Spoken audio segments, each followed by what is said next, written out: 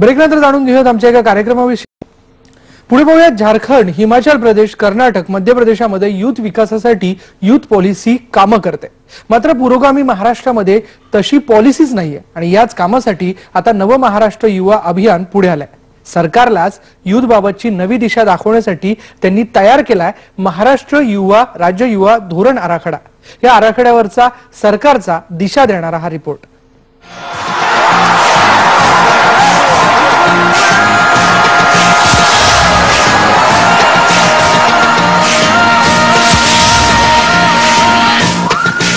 महाराष्ट्रातल्या क्रीडा आणि युवक कल्याण खात्याला क्रीडा व युवा विकास खातं म्हणावं अशी मागणी केली आहे नव महाराष्ट्र युवा अभियानच्या कार्यकर्त्यांनी। आम्ही अशी मागणी करतोय की आता युवकांचं कल्याण पूर्ण झालं महाराष्ट्रातल्या, आम्हाला आता युवकांच्या कल्याणाची गरज नाही, आम्हाला युवकांच्या विकासाची गरज आहे। महाराष्ट्रातल्या युवकांच्या विकासाची गरज आहे। इतर राज्यांमध्ये युवकांच्या विकासासाठी धोरण आहेत, पण महाराष्ट्रात तसं नाही। त्यासाठीचा 34 पानी ड्राफ्ट त्यांनी राज्य सरकारला सादरही केला। आता त्याची अंमलबजावणी व्हावी असं त्यांना वाटतंय।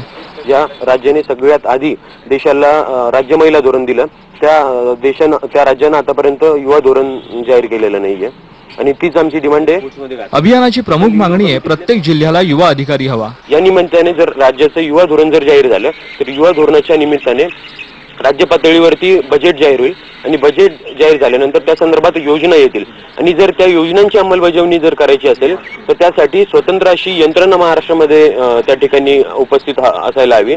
आता त्यांची मागणी आहे ती पॉलिसीच्या अंमलबजावणीची। व्हिडिओ जर्नलिस्ट सुधीर जाधवसह माधव सावरगावे, IBN लोकमत, औरंगाबाद।